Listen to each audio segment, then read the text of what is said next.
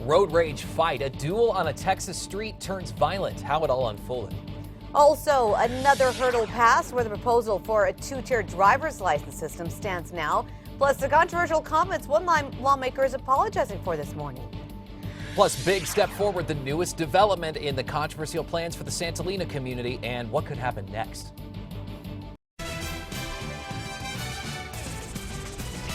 Good morning, everyone. Welcome to KRQE News 13 this morning. I'm Adam Atchis. Good morning, everyone. I'm Krista Gutierrez. Today's Tuesday, January 26th. We'll get to those stories in just a bit, but first we are talking weather. Take a look at this. Parts of New Mexico waking up to snow. East Central and southeastern New Mexico are the areas seeing the most snow this morning. Here is a picture sent in to us from Alciana in Mora. She says they've gotten more than 15 inches of snow that you can see. Her car is completely covered. Is a look at Raton overnight. Thanks to David, more people can expect snow on their cars this morning and some slick road conditioning. Kristen Curry is tracking it all. Good morning, Kristen. Good morning, guys. As far as what's falling now, that's over East Central and Southeast New Mexico. But because of the overnight snow that we had a little bit further up to the north, we're starting to get in those reported school delays and closures in counties highlighted in that turquoise color. Check the bottom of your screen and the full list on the website. You could be looking at a delay this morning. Now, Doppler radar, here's what I'm talking about. That big old cluster of snow out along I-40 and a little bit further south, now starting to creep into central Chavez County. All of this is sinking slowly to the south. So Albuquerque, we missed out. We will not be looking at any rain or snow today, just the cold temperatures and the sunshine.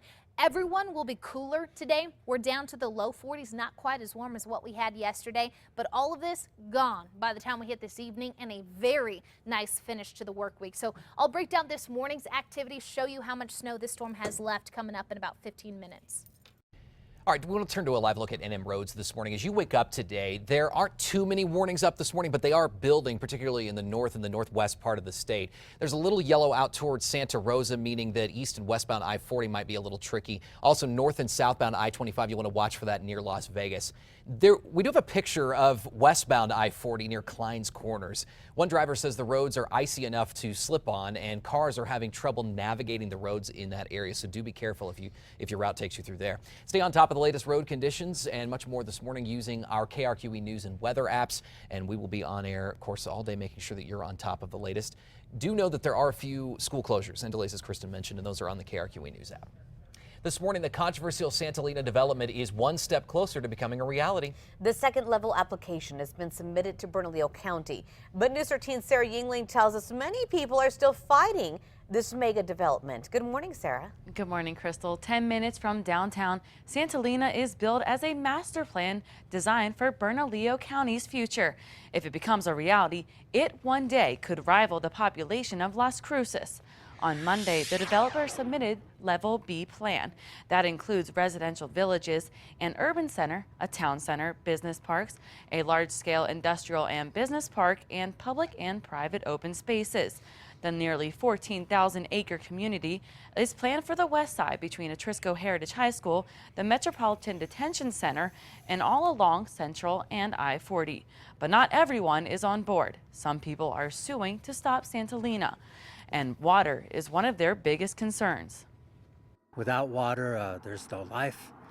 Our community here in the South Valley depends upon water for its existence.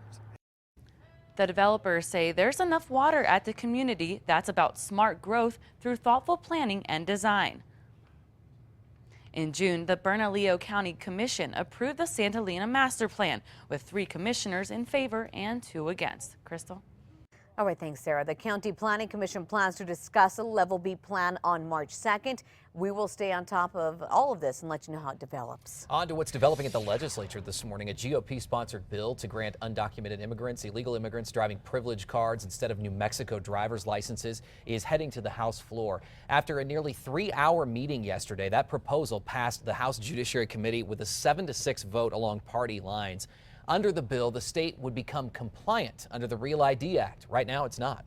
On to this morning, Democratic Representative Antonio Mo Maestas is apologizing for some controversial comments he made during the hearings. Take a listen. If Donald Trump is the president a year from now, he will use this information to put human beings in boxcars and take them somewhere that they don't want to go.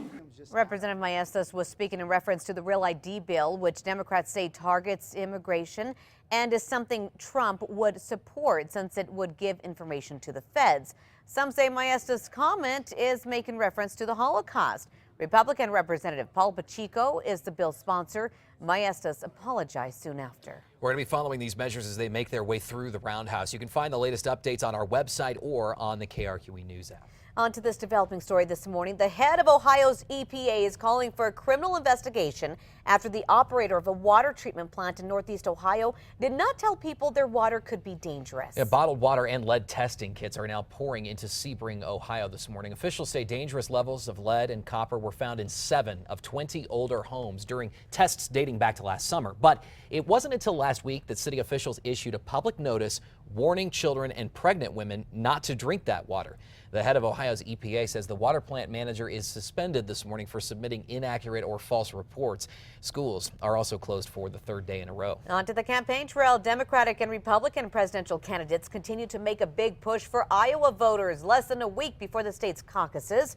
Hillary Clinton touted her experience during a town hall in Iowa Monday night, while rival Bernie Sanders sought to explain his Democratic Socialist label. On the Republican side, Donald Trump described Ted Cruz as, quote, a nasty guy, as Cruz continued to blast Trump's values. Time is 6:06. A county employee claims the treasurer sexually harassed her on the job. In a newly filed lawsuit, the employee claims Doña Ana County Treasurer David Gutierrez offered her $1,000 if she would go to a hotel with him. The woman also claims Gutierrez would make inappropriate comments at work. She says it happened in 2014. The woman claims she did not report it earlier in fear of losing her job. Gutierrez declined to comment. On to this developing story this morning. A man accused of murder over a beer pong game still behind bars this morning, but his bond has been lowered. Police say friends and neighbors gathered for a New Year's Eve party at an apartment near Central and Coors. A fight broke out during that game. Police say 22-year-old Nathan Ware left, came back with 2 unknown men, then forced his way in and opened fire. Jory Chavez was killed. Robert McCoy was critically injured. Yesterday in court, a judge lowered Ware's bond from $1 million to $100,000, cash or surety. New video this morning shows a road rage that sparked a violent confrontation on a street in Austin. Another driver also caught the whole thing on camera. Watch this. I was actually thinking like that guy was gonna pull out a gun right there when he jumped in the car. The teen who got the video says that the men had been making rude comments to one another from their cars when they came up on a red light. After that, one got out with a bat and tapped on the door of the truck. That driver hopped out, but his truck was not in park, so he jumped back in and fixed that and then got his own weapon. The two go at it Star Wars style for a minute on the street, and then as soon as the light turned green, they got back to their cars and drove off. Police are still investigating the incident as an aggravated assault. No one's been arrested yet, but really bizarre. And I'm going into mom mode, but I'm shaking my head this morning. What are they thinking? It's almost hard to believe that this wasn't some sort of charade, but right. boy, it's a good thing they did get it. There's probably kids around watching this. Get back in your cars.